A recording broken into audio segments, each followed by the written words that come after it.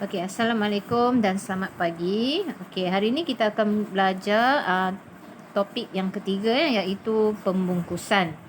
Okey, kita akan tahu terlebih dahulu apakah yang dimaksudkan dengan pembungkusan. Kemudian kita akan menjelaskan apakah kepentingan reka bentuk pembungkusan.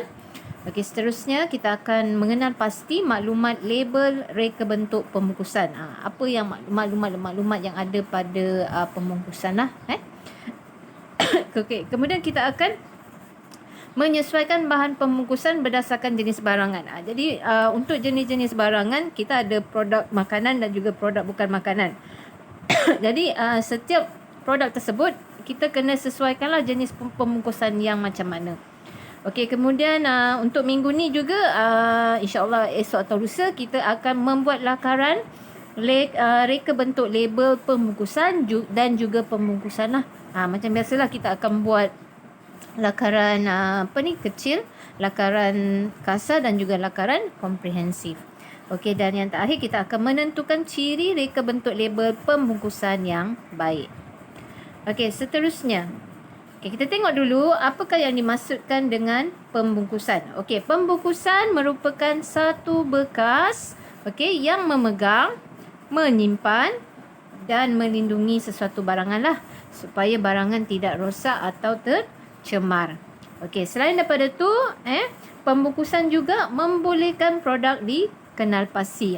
Contohnya macam pelanggan ataupun pengguna, dia pergi ke contohnya mall-mall lah ataupun kedai, daripada jauh dia dapat kenal pasti produk yang dia nak beli tu berdasarkan bungkusan lah. Jadi dia dari jauh dia dah nampak, oh dia nak beli contohnya ubat gigi kan, Colgate, dia tahulah pembungkusan Colgate macam mana. Jadi dia senang nak kenal pastilah. Okey, kemudian dari segi jenis-jenis pembungkusan. Okey, jenis pembungkusan dia terbahagi kepada dua. Okey, yang pertama ialah pembungkusan konvensional. Okey, maksud pembungkusan konvensional ialah pembungkusan jenis lama lah, tradisional. Okey. Dan satu lagi pembungkusan ialah pembungkusan moden. Moden ni yang terkini lah. Jadi setiap pembungkusan ni dia menggunakan bahan-bahan yang berbeza. Okey, jadi kita tengok apakah jenis pembungkusan konvensional. Okey, untuk pembungkusan konvensional ada beberapa jenis lah. Yang pertama ialah penggunaan bahan berasaskan tumbuhan. Okey, contohnya macam nasi lemak. Okey, nasi lemak kita gunakan tumbuhan apa? Tumbuhan pisang, daun pisang. Okey. Kemudian satu lagi contoh ketupat. Okey, ini ketupat palas. Ketupat palas dia menggunakan tumbuhan apa? Kelapa atau apa, ada tumbuhan lain yang sesuai. Okey, ketupat palas ni sebenarnya dia menggunakan satu jenis tumbuhan lah, dia bukan kelapa lah. Kita panggil daun palas lah. Okey, kalau ada ketupat yang jenis biasa tu yang kelapa tu kita menggunakan tumbuhan kelapa. Okey, kemudian bahan yang seterusnya ialah penggunaan bahan pembungkusan berasaskan haiwan ataupun kulit haiwan. Okey, jadi yang ini selalunya kalau di pasaran Malaysia kita jarang menggunakan pembungkusan berasaskan kulit haiwan lah, sebab kita khawatiri benda tu menjadi tidak halal lah. Selalunya ini banyak digunakan di Europe ataupun di Amerika lah. Okey, kemudian penggunaan bekas berasaskan tanah liat. Okey, dia selalunya ada jugalah di pasaran. Selalunya kalau nak jual contohnya jual makanan-makanan lah, selalunya yang menggunakan pembungkusan tanah liat lah ataupun clay pot. Okey, kemudian bahan yang menggunakan kertas surat khabar dan daun pisang. Itu macam tumbuhan tadilah. Okey, nasi lemak dan sebagainya. Kemudian ada juga pembungkusan konvensional tradisional yang menggunakan surat khabar. Okey, itu antara pembungkusan konvensional yang ada lah. Ini adalah contoh-contohnya lah. Okey, alat tulis dan juga air minuman. Biasanya kalau konvensional dia menggunakan botol kaca. Okey, kemudian jenis-jenis pembungkusan moden. Okey, ada juga pembungkusan moden. Yang pertama menggunakan kertas dan cardboard. Okey, sekarang penggunaan kertas dan juga cardboard semakin mendapat tempat lah. Sebab kertas dan cardboard ni dia lebih ringan dan satu lagi keistimewaan kertas dan cardboard ni dia tidak mencemarkan alam sekitar lah. Jadi sebab kalau kita menggunakan lebih banyak plastik dia tidak mudah terurai maknanya dia tidak mudah, dia akan mencemarkan alam sekitar lah. Tapi kalau kita gunakan kertas dan cardboard dia tidak akan mencemarkan alam sekitar. Okey, kemudian pembungkusan moden yang lain contohnya bahan logam ini besi lah. Kemudian besi dan aluminium lah, contohnya macam tin minuman Okey, kemudian kaca. Okey, kaca pun masih ada lagi yang menggunakan kaca, botol-botol kaca ataupun pembungkusan makanan, contohnya jam jam roti tu. Okey. Okey, kemudian menggunakan bahan plastik. Okey, bahan plastik contohnya untuk barang-barang macam sabun dan sebagainya, dan penggunaan bahan polistrina ataupun polistrin lah. Okey, ini contoh-contoh gambar untuk contoh pembungkusan moden. Kalau bahan pencuci ni dia banyak menggunakan jenis plastik lah. Okey, untuk makanan makanan-makanan, kalau kacang-kacang macam ni pun menggunakan bahan plastik. Okey, untuk buah-buahan yang banyak menggunakan kotak dan cardboard. Okey, ada juga yang menggunakan plastik. Okey, atau polistrin. Okey, dan air minuman. Okey, sekarang kita kalau nak minum Milo, jadi susah kita jumpa dalam plastik lagi kan. Kita banyak menggunakan tin Okey. Seterusnya, kepentingan reka bentuk pembungkusan. Okey, reka bentuk pembungkusan ialah proses menghasilkan Okey. Reka bentuk pembungkusan ialah proses menghasilkan pelbagai bentuk saiz dan pembungkusan produk pelanggan ataupun perdagangan. Okey, contohnya ialah pembungkusan produk makanan dan bukan makanan. Okey, bukan makanan ni contohnya ialah produk penjagaan diri ataupun kosmetik, barang elektrik, elektronik dan sebagainya lah. Okey, ada beberapa jenis kepentingan reka bentuk pembungkusan. Yang pertama ialah memelihara mutu dan fizikal produk. Yang kedua, menyampaikan maklumat produk. Okey, yang ketiga, mengawal keselamatan produk. Yang keempat, meningkatkan jualan. Yang kelima, menarik perhatian pengguna. Dan yang keenam, menepati keperluan dan juga peraturan. Jadi itu adalah kepentingan reka bentuk pembungkusan. Okey, kita tengok satu-satulah. Okey, yang pertama, kepentingan yang pertama ialah memelihara mutu dan fizikal produk. Okey. Jadi kat sini maksudnya kalau kita tiada pembungkusan yang baik contohnya selalu dia berkaitan dengan produk makanan lah. Kalau kita tak simpan baik-baik, elok-elok dalam pembungkusan yang proper, dia akan tidak tahan lama lah. Jadi itu kepentingan pembungkusan untuk produk-produk lah, contohnya produk makanan. Okey, kemudian selain daripada itu, kepentingan yang seterusnya ialah memelihara mutu dan fizikal produk. Okey, selalu kalau kita beli barang kita akan tengok pada bungkusan lah. Kalau bungkusan yang kukuh selalunya barangan yang di dalamnya terjaminlah dia punya mutu. Dia tidak penyek. Selalunya kan kalau produk-produk ni kan kalau semasa dipasarkan kadang-kadang dia macam terlampau banyak, dia akan jadi kemek, penyek dan sebagainya lah. Jadi itu fungsi pembungkusan lah. Selain daripada itu, maklumat-maklumat yang ada dalam pembungkusan pun pengguna dapat tengok lah. Contohnya maklumat macam nama pengeluar, jenama, ilustrasi dan gambar foto. Jadi semua maklumat-maklumat tu terdapat pada pembungkusan tersebut lah. Jadi itu menjamin keselamatan dan mutu fizikal produk. Okey, seterusnya kepentingan mengawal keselamatan produk. Okey. Kalau kita contohnya kita ada makanan lah, selalunya produk makanan. Okey, kalau kita tak menggunakan pembungkusan yang baik, dia akan mudah rosak dan mudah bocor. Okey, jadi itu antara kepentingan mengawal keselamatan produk lah. Okey, seterusnya dengan menggunakan produk pembungkusan, dia juga akan meningkatkan jualan. Jadi berdasarkan pada reka bentuk pembungkusan yang menarik lah. Jadi kalau kita ada reka bentuk pembungkusan yang cantik, yang menarik perhatian, secara tak langsung pengguna akan suka dengan produk tersebut dan akan membelilah produk tersebut. Okey, seterusnya kepentingan dia akan menarik perhatian pengguna. Okey. Reka bentuk pembungkusan ni dia adalah salah satu daripada cabang periklanan lah. Jadi dia memerlukan rekaan yang kreatif dan menarik, tujuannya untuk menarik perhatian pengguna. Okey, seterusnya kepentingan yang seterusnya ialah menepati keperluan dan peraturan. Okey. Jadi dengan reka bentuk pembungkusan proses reka bentuk pembungkusan ni dia perlu menepati keperluan jenis barangan produk lah. Okey. Jadi dia ada satu akta kita namakan sebagai Akta Makanan 1983 lah. Dalam akta tersebut kita setiap produk makanan mesti dikotakkan, dibungkus ataupun ditutup lah. Tujuannya untuk melindungi produk tersebut daripada rosak atau kotor. Jadi sebagai seorang pengeluar ataupun pengilang dia perlu mematuhi akta makanan ni lah. Kalau tak ada pembungkusan, dia tak sediakan pembungkusan, mereka kemungkinan akan didakwa lah. Okey, seterusnya maklumat yang perlu ada pada label pembungkusan. Label ni dia sebahagian daripada pembungkusan lah.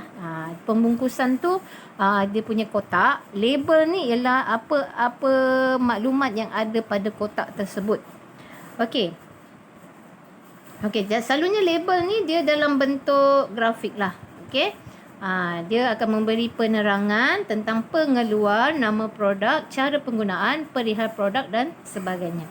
Okey, jadi untuk susunan reka letak label dia bergantung kepada 3 perkara. Yang pertama ialah jenama. Okey, apa yang dimaksudkan dengan jenama? Okey, jenama ialah tanda atau simbol perniagaan. Logo lah. Yang macam kita belajar pada bab 1 hari tu, identity corporate, logo, itu sebenarnya adalah nama lainnya ialah jenama. Ini contoh logo lah. Okey. Kemudian perkara yang kedua, untuk susunan reka letak label, dia mesti ada image. Okey. Kita kena gunakan image. Image ni ialah ilustrasi ataupun gambar. Okey. Dia mesti sesuai lah dengan produk yang kita nak pasarkan. Okey, dan yang ketiga ialah sasaran. Okey, sasaran ni ialah golongan target pengguna. Okey.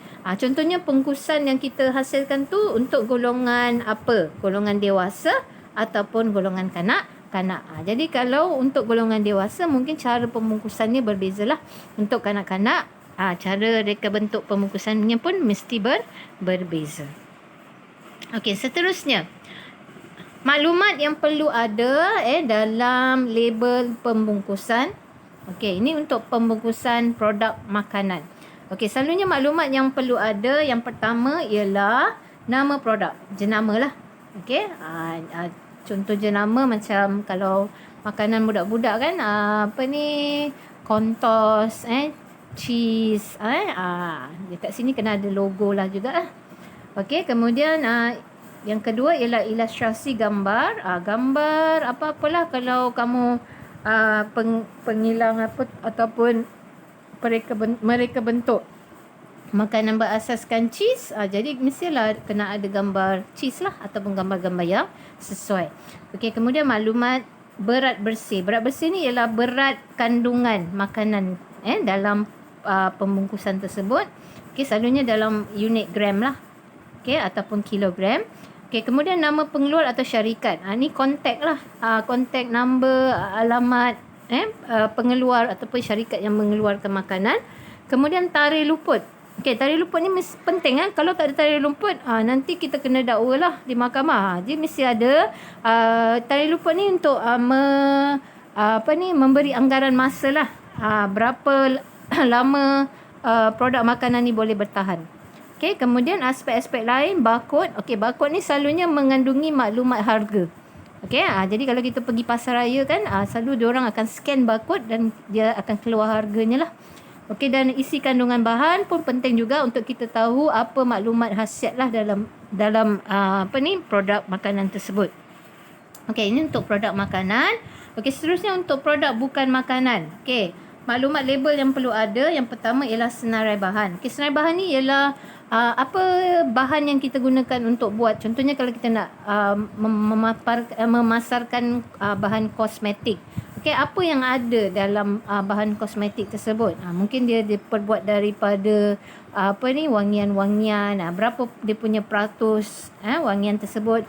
Mungkin dia terbuat daripada alkohol. Berapa kandungan alkoholnya? Okey, itu dah senarai bahan. Okey, kemudian nama dan syarikat serta alamat. Okey, ini perlulah untuk tujuan ada alamat ni. Yang pertama ialah supaya pelanggan dapat memberi maklum balas ataupun untuk membuat aduan lah kalau jika sebarang perkara berlaku lah.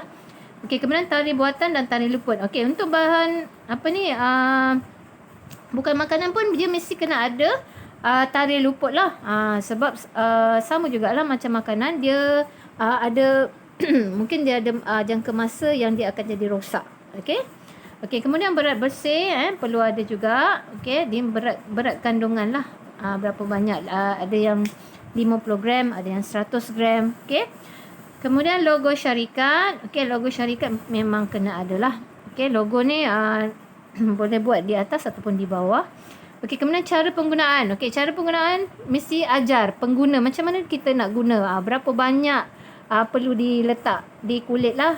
Contohnya kalau krim berapa banyak kena letak. Nanti kalau ada pengguna yang tak tahu, dia pakai sekali habis. Jadi dia akan membahayakan pengguna lah. Okey, kemudian fungsi penggunaan. Okey, macam mana nak cara penggunaannya dan jenama dan ilustrasi lah yang sesuai, image yang sesuai. Dan dia ada juga nota amaran. Okey, nota amaran ni selalunya dia satu peringatan lah. Contohnya peringatan daripada Kementerian Kesihatan Malaysia. Okey, tujuannya untuk memberi peringatan kepada pengguna lah. Okey. Okey, seterusnya, okey, kita nak menyesuaikan bahan pembungkusan berdasarkan jenis barangan. Okey, macam mana kita nak tentukan jenis pembungkusan yang macam mana sesuai dengan jenis barangan. Okey, yang pertama, okey, kita tengok jenis barangan, lembut ataupun serbuk. Okey, selalunya bahan-bahan yang lembut ni contohnya macam pakaian, kosmetik, bedak, susu, serbuk, pencuci, tepung, bijiran dan lain-lain. Okey, selalunya untuk bahan-bahan yang lembut dan berjenis serbuk begini, mereka menggunakan logam. Okey, logam ni dari aluminium dan tin lah. Tin dan juga dalam bentuk plastik. Okey, untuk barangan keras, okey, barang keras ni contohnya peralatan elektrik, okey, alat pertukangan dan mesin dan lain-lain lagi lah. Okey, biasanya kita akan guna bentuk pembungkusan jenis kardboard, polistirena ataupun logam. Okey. Okey, seterusnya bahan cecair dan krim. Okey, ini dalam bentuk liquid lah. Okey, contohnya minuman, minyak, cecair, pencuci dan ubat-ubatan. Okey, selalunya kita akan guna dalam bentuk bekas kaca, okey, plastik ataupun tube, logam, aluminium ataupun tin, kertas dan kardboard. Jadi kita kena sesuaikanlah jenis bahan bungkusan berdasarkan jenis barangan. Sebab kalau kita tak gunakan yang sesuai, takut barangan akan menjadi rosak, bocor dan sebagainya lah. Okey, seterusnya ciri-ciri pembungkusan yang baik. Okey. Okey, bungkusan yang baik dia harus, yang pertama mesti mudah dibuka, mudah ditutup, okey. Dan dia senang untuk disimpan, okey. Kemudian mudah untuk diperiksa, kita boleh tengok, senang buka dan senang tutup. Kemudian barang pembungkusan mesti mudah dipegang lah. Sebab kadang-kadang kita contohnya pelanggan dia membeli di kedai-kedai, kalau banyak barangan susah, dia kena ada tempat untuk dia pegang lah. Okey, kemudian boleh diguna semula. Ini salah satu daripada langkah untuk penjimatan ataupun kitar semula lah. Okey, kemudian dapat dikitar semula. Ini pentinglah untuk alam sekitar. Dan yang terakhir sekali, mesti mudah dibuang dan dilupuskan. Okey. Okey, seterusnya. Ciri-ciri bentuk label pembungkusan yang baik. Okey, pada label pembungkusan dia mesti ada ciri-ciri yang akan disebutkan di bawah ini. Yang pertama, okey, label tersebut mesti ada nama produk. Okey, nama produk contohnya macam Nestle, okey, Milo, ni jenama lah. Okey, jenama produk. Logonya mesti ada. Okey, kemudian pada label tersebut juga mesti ada tanda harga pada barangan. Selalu tanda harga ni diorang buat dalam bentuk barcode beginilah. Okey, dan tanda harga ni mesti diletakkan dengan betul lah. Jadi tujuannya untuk mengelakkan pengguna rasa tertipu lah. Kadang-kadang diorang kalau iklan ni dia pandai label dia tak letak tanda harga yang betul, jadi orang akan salah lah. Okey, kemudian reka bentuk label mesti ada tarikh luput pada barangan yang dijual. Okey, supaya pengguna boleh membezakan barangan yang boleh digunakan dengan yang tidak boleh digunakan lagi. Jadi selalu kita beli barangan kita akan tengok pada label pembungkusan tu lah. Baik sebelum berapa hari bulan. Jadi kalau dia dah lepas daripada tarikh tempoh, kita jangan belilah. Selalunya benda tu akan dilupuskan. Okey, seterusnya pada reka bentuk label mesti ada menyatakan bahan yang digunakan lah untuk membuat sesuatu barangan. Okey, contohnya barangan apa yang ada dalam produk tersebut. Okey, seterusnya pada label mesti ada kelulusan lah barangan tersebut. Ini yang penting ni, halal. Okey, ni untuk pengguna beragama Islam supaya mereka dapat menggunakan tanpa was-was. Okey, seterusnya fakta nutrisi. Okey, ini penting untuk kesihatan lah. Kadang-kadang orang membelikan barangan contohnya macam susu kan untuk anak-anak. Dia akan tengok apa fakta produk khasiat lah dalam produk makanan tersebut. Okey, tanda amaran. Okey, tanda amaran ni penting lah untuk menegaskan bahawa setiap bahan tu berapa tahap penggunaannya lah. Dia tak boleh guna lebih ke atau sebagainya. Contohnya produk racun serangga, dia mesti kena ada lambang menunjukkan bahawa dia adalah produk beracun dan berbahaya lah. Ini antara lambang-lambang yang boleh kita gunakan. Kalau beracun, macam mana dia ada lambang tengkorak. Okey, berbahaya, mudah meledak tu maksudnya dia mudah meletup. Okey, mudah terbakar. Okey, korosif ni maksudnya dia ada unsur asid. Okey, dan pengoksidasian. Okey, dan yang terakhir sekali daripada label pembungkusan mesti ada nombor telefon, fax, alamat pengeluar yang dapat dihubungi lah. Ini contact number. Tujuannya untuk memudahkan pengguna memberi maklum balas. Dia tak semestinya untuk aduan saja. Dia boleh kita bagi cadangan penambahbaikan. Okey. Seterusnya proses reka bentuk pembungkusan. Macam biasa, selepas kita belajar pembungkusan, kita kena buat dia punya reka bentuk. Jadi ini kita akan buat kemudian lah. Okey, kita tengok dulu apa yang kita perlu sediakan. Yang pertama ialah lakaran kecil. Jadi untuk tajuk pembungkusan, kita ada dua benda lah kita kena buat. Yang pertama ialah pembungkusan bahan tersebut lah. Pembungkusan ni kita kena buat kotak dia, kita kena buat design. Kena ada 6 design untuk kotak. Kemudian dan 6 design untuk label. Label-label ni segala yang kena ada tu macam maklumat produk, tarikh luput, nama produk, harga, semua kena ada pada label lah. Jadi untuk ini kita kena buat 6 lakaran untuk label jugalah. 6 lakaran untuk kotak dan 6 lakaran untuk label. Ini lakaran kecil. Okey, dan seterusnya ini lakaran kasar. Okey, lakaran kasar ni ialah satu lakaran yang terbaik lah daripada 6 lakaran kecil lah. Kita pilih satu untuk kotak. Okey, kotak ni kita lukis begini.